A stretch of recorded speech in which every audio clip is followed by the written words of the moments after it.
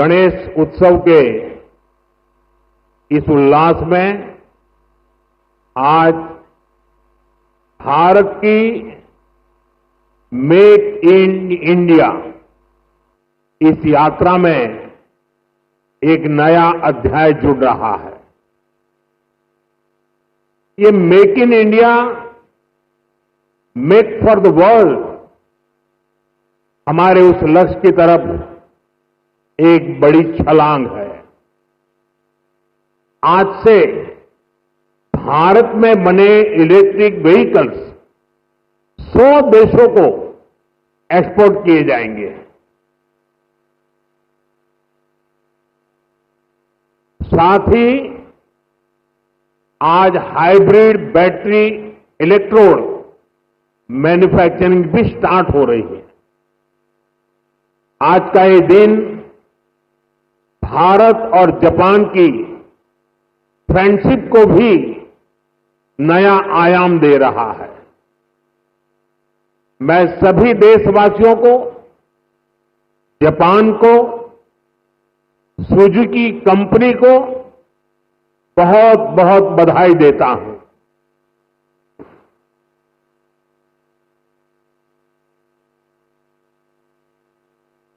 एक प्रकार से टीन एज का आरंभ होता है और टीन एज पंख फैलाने का कालखंड होता है, सपनों की उड़ान भरने का कालखंड होता है। और टीन एज में ढेर सारे ख्वाब उभरते हैं। एक प्रकार से पैर जमीन पे नहीं होते हैं टीन एज में। मुझे खुशी है कि आज मारुति टीन एज में एंटर कर रहा है।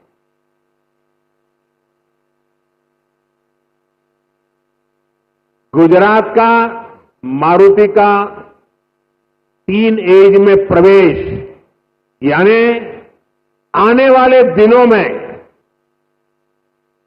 मारुति एक नए पंख फैलाएगा, नए उमंग और उत्साह के साथ आगे बढ़ेगा, ऐसा मेरा पूरा विश्वास है। फ्रेंड्स, भारत की सक्सेस स्टोरी के बीज करीब करीब 13 साल पहले बोए गए थे। 2012 में जब मैं यहां का मुख्यमंत्री था, तब हमने मारुति सुजुकी को हंसलपुर में जमीन अलॉट की थी। विजन उस समय भी आत्मनिर्भर भारत का था, मेक इन इंडिया का था। हमारे तब के प्रयास आज देश के संकल्पों को पूरा करने में इतनी बड़ी भूमिका निभा रहे हैं।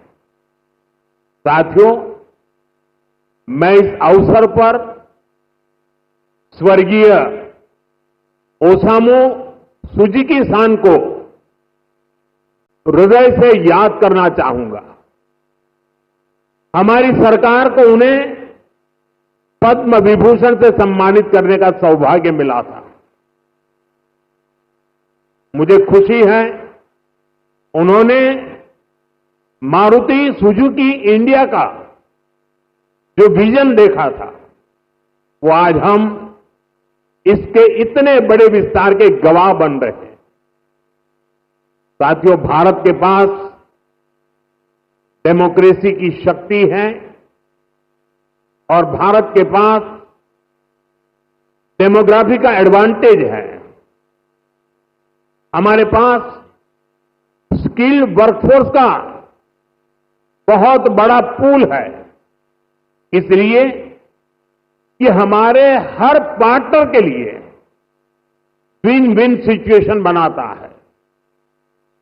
आज आप देखिए, सुजुकी जापान भारत में मैन्युफैक्चरिंग कर रही है और जो गाड़ियां बन रही है वो वापस जापान को एक्सपोर्ट की जा रही है। ये जापान और भारत के रिश्तों की मजबूती तो है ही, भारत को लेकर ग्लोबल कंपनियों के भरोसे को भी ये आपके सामने प्रस्तुत करता है। एक तरह से मारुति सुजुकी जैसी कंपनियां मेक इन इंडिया की ब्रांड एम्बेसडर बन चुकी हैं। लगातार 4 साल से मारुति भारत की सबसे बड़ी कार एक्सपोर्टर है। अब आज से ईवी एक्सपोर्ट को भी उसी स्केल पर ले जाने की शुरुआत हो रही है। अब दुनिया के दर्जनों देशों में जो ईवी चलेगी उसमें लिखा होगा मेड इन इंडिया।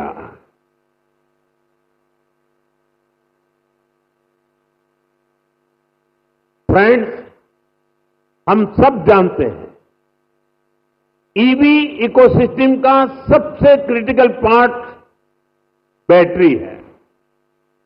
कुछ साल पहले तक भारत में बैटरी पूरी तरह इंपोर्ट होती थी। ईवी मैन्युफैक्चरिंग को मजबूती देने के लिए ये जरूरी था भारत बैटरीज का भी निर्माण करे। इसी विजन को लेकर 2017 में हमने यहां टीडीएसजी बैटरी प्लांट की नींव रखी थी। टीडीएसजी की ही नई पहल पर इस फैक्ट्री में 3 जापानी कंपनियां मिलकर भारत में पहली बार सेल मैन्युफैक्चर करेगी। भारत में बैटरी सेल के इलेक्ट्रोड भी लोकल लेवल पर तैयार होंगे। ये लोकलाइजेशन भारत की आत्मनिर्भरता को नई शक्ति देगा। इससे हाइब्रिड इलेक्ट्रिक व्हीकल्स के कारोबार में और तेज गति आएगी। मैं आपको इस ऐतिहासिक शुरुआत के लिए अपनी अनेक अनेक शुभकामनाएं देता हूं। साथियों, कुछ साल पहले उस समय तक ईवी को केवल एक नए ऑल्टरनेट के तौर पर देखा जाता था, लेकिन मेरा मानना रहा है ईवी कई समस्याओं का ठोस समाधान है। इसलिए पिछले साल मैंने अपनी सिंगापुर विजिट के दौरान कहा था, हम अपनी पुरानी गाड़ियों को, पुरानी एम्बुलेंसेस को हाइब्रिड ईवी में बदल सकते हैं। मारुति सुजुकी ने इस चुनौती को स्वीकार किया और केवल 6 महीने में एक वर्किंग प्रोटोटाइप तैयार कर दिया। अभी मैंने वो हाइब्रिड एम्बुलेंस का प्रोटोटाइप देखा भी है। ये hybrid ambulance PM E drive scheme में पूरी तरह फिट बैठती है। लगभग 11,000 करोड़ रुपए की इस योजना में ई एम्बुलेंस के लिए भी बजट निर्धारित किया गया है। हाइब्रिड ईवी से पॉल्यूशन भी घटेगा और पुराने व्हीकल्स को ट्रांसफॉर्म करने का विकल्प भी मिलेगा। साथियों, क्लीन एनर्जी और क्लीन मोबिलिटी ये हमारा फ्यूचर है। ऐसे ही प्रयासों से भारत तेजी के साथ क्लीन एनर्जी और क्लीन मोबिलिटी का एक रिलायबल सेंटर बनेगा। साथियों, आज जब दुनिया सप्लाई चेन डिसरप्शन से जूझ रही है, ऐसे समय में लगता है कि भारत ने पिछले दशक में जो नीतियां बनाई वो देश के कितने काम आ रही है। 2014 में जब मुझे देश ने सेवा का अवसर दिया, उसके बाद से ही हमने इसकी तैयारी शुरू कर दी थी। हमने मेक इन इंडिया अभियान शुरू किया। ग्लोबल और डोमेस्टिक मैन्युफैक्चरर्स दोनों के लिए देश में अनुकूल वातावरण बनाया। भारत में मैन्युफैक्चरिंग एफिशिएंट और ग्लोबली कॉम्पिटिटिव हो, इसके लिए हम इंडस्ट्रियल कॉरिडोर्स बना रहे हैं, हम प्लग एंड प्ले इंफ्रास्ट्रक्चर बना रहे हैं, लॉजिस्टिक पार्क्स बना रहे हैं। भारत कई सेक्टर्स में मैन्युफैक्चरर्स को प्रोडक्शन लिंक इंसेंटिव का बेनिफिट भी दे रहा है। साथियों, हमने कई बड़े रिफॉर्म्स के जरिए इन्वेस्टर्स की पुरानी कठिनाइयों को भी दूर किया। इससे इन्वेस्टर्स के लिए इंडियन मैन्युफैक्चरिंग में इन्वेस्ट करना आसान हुआ है। इसके परिणाम हमारे सामने हैं। इसी दशक में इलेक्ट्रॉनिक्स प्रोडक्शन लगभग 500% बढ़ा है।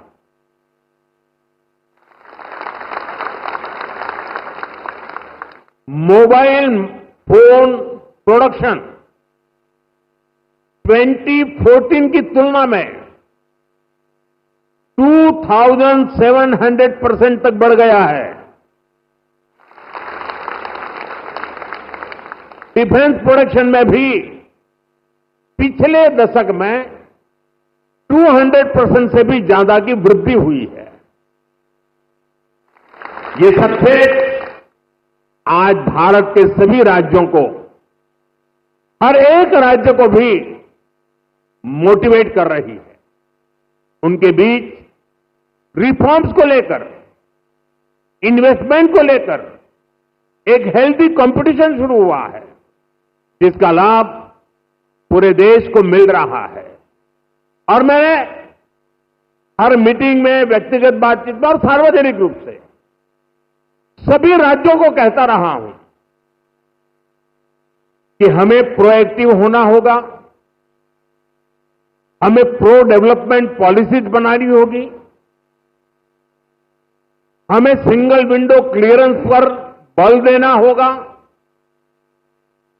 कानूनों में रिफॉर्म्स को बल देना होगा।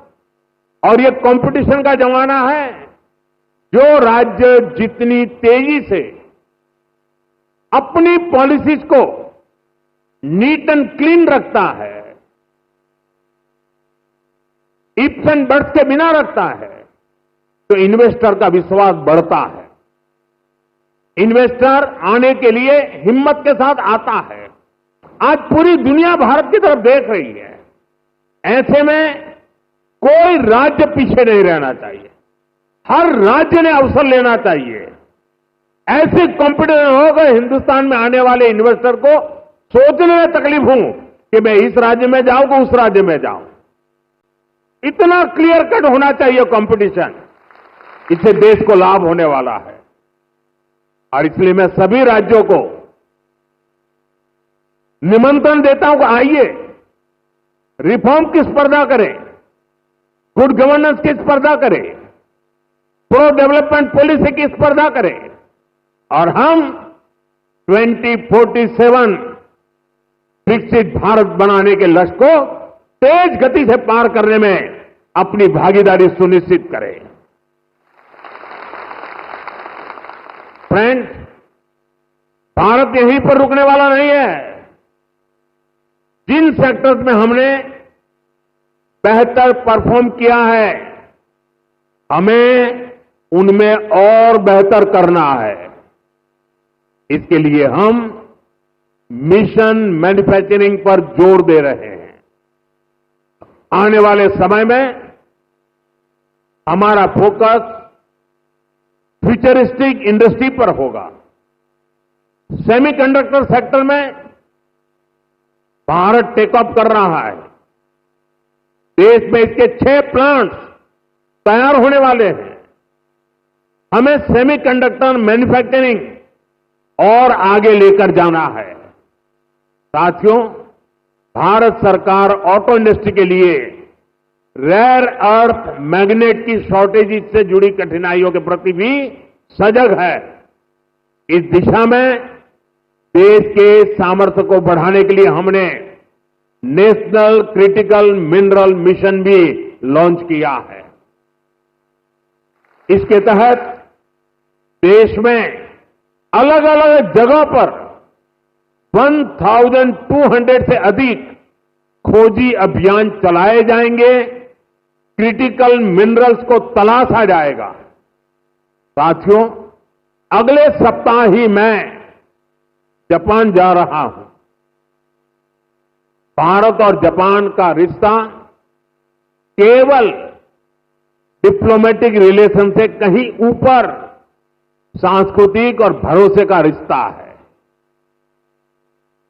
हम एक दूसरे की प्रगति में अपनी प्रगति देखते हैं।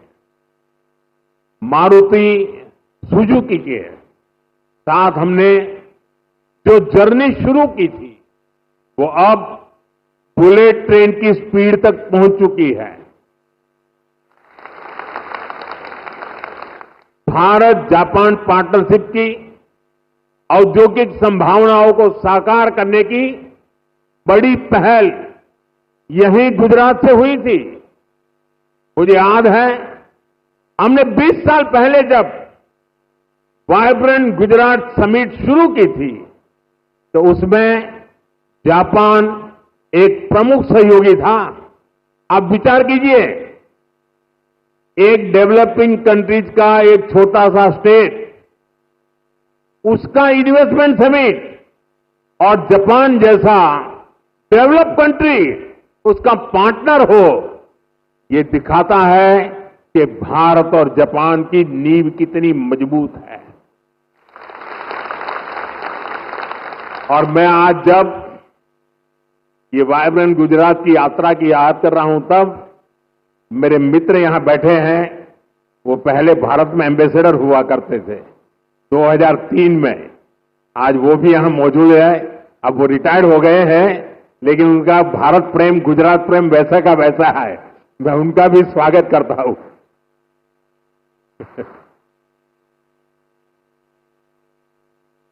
गुजरात के लोगों ने भी जापान के लोगों का उतना ही आत्मीयता से ख्याल रखा।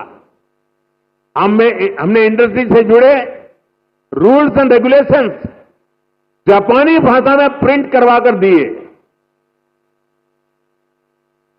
जब मैं गुजरात में था, हर छोटी चीज पर मैं ध्यान रखता था। इवन मेरा जो विजिटिंग कार्ड होता था ना, वो भी मैं जापानी में बनाता था। जो वीडियोज बनाते थे हम प्रमोशनल, वो वीडियो को भी है जापानी भाषा में डबिंग करवाता था। यानी मुझे मालूम था कि मुझे इस रास्ते पर बड़ी मजबूती से आगे बढ़ना है। और मैं सभी राज्यों को कहता हूं, आसमान खुला है भैया, आप भी मेहनत करो, आओ मैदान में, बहुत फायदा होगा।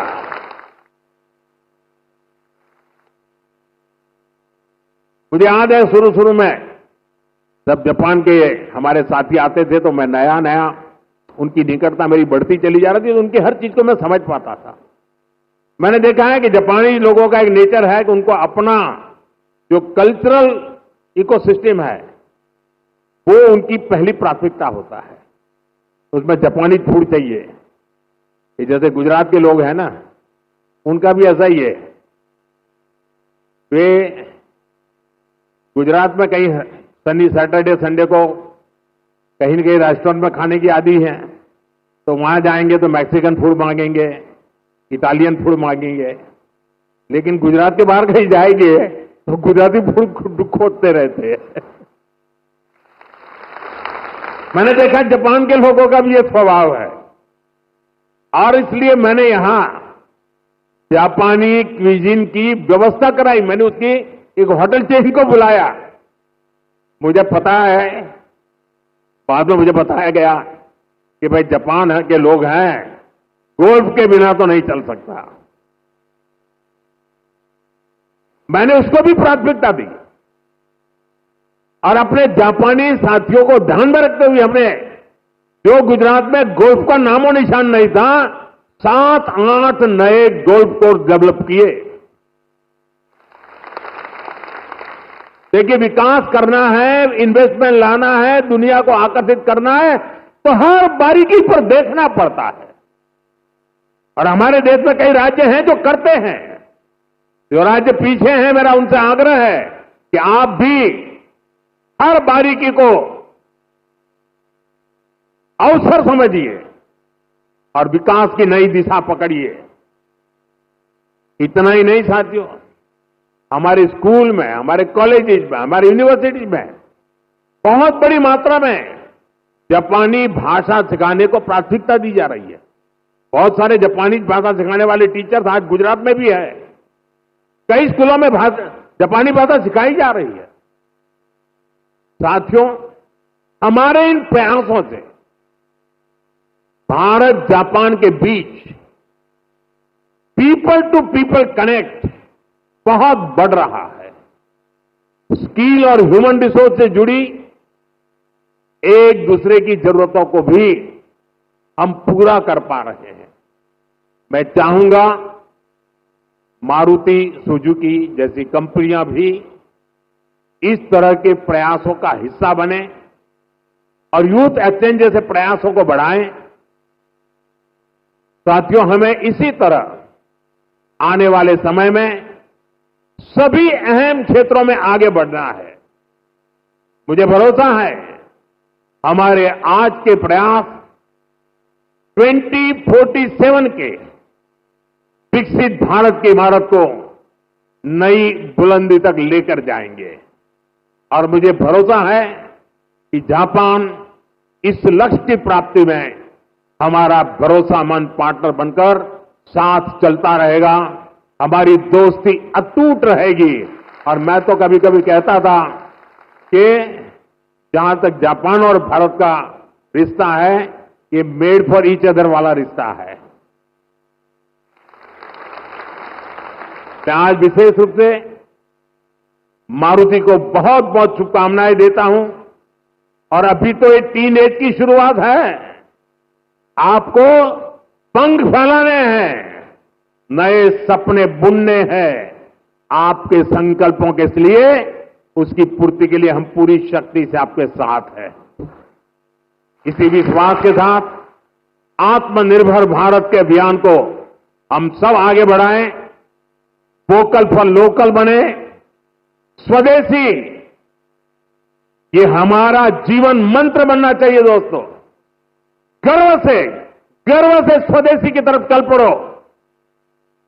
और यहां जापान के द्वारा जो चीजें बन रही है ना, ये भी स्वदेशी है। मेरी स्वदेशी की व्याख्या बहुत सिंपल है। पैसा किसका लगता है उससे मुझे कोई लेना देना नहीं है। वो डॉलर है, पाउंड है, वो करेंसी काली है, गोरी है, मुझे कोई लेना देना नहीं। लेकिन जो प्रोडक्शन है उसमें पसीना मेरे देशवासियों का होगा। पैसा किसी का, पसीना हमारा। जो प्रोडक्शन होगा उसमें महक मेरी देश की मिट्टी की होगी, मेरी भारत मां की होगी। इस भाव के साथ आप मेरे साथ चलिए दोस्तों। 2047 में हम ऐसा हिंदुस्तान बनाएंगे, आपकी आने वाली अनेक पीढ़ियां आपके इस त्याग का गर्व करेगी, आपके इस योगदान का गर्व करेगी। आपकी भावी पीढ़ी के उज्जवल भविष्य के लिए, आत्मनिर्भर भारत के इस मंत्र के लिए, स्वदेशी के मार्ग के लिए मैं आज मेरे देशवासियों को निमंत्रण दे रहा हूं। मैं आपको निमंत्रण दे रहा हूं। आइए हम सब चल पड़े। 2047 विकसित भारत बना के रहेंगे। दुनिया की भलाई में भारत का योगदान बढ़ाते रहेंगे। इसी भावना के साथ आप सबको बहुत बहुत शुभकामनाएं, बहुत बहुत धन्यवाद।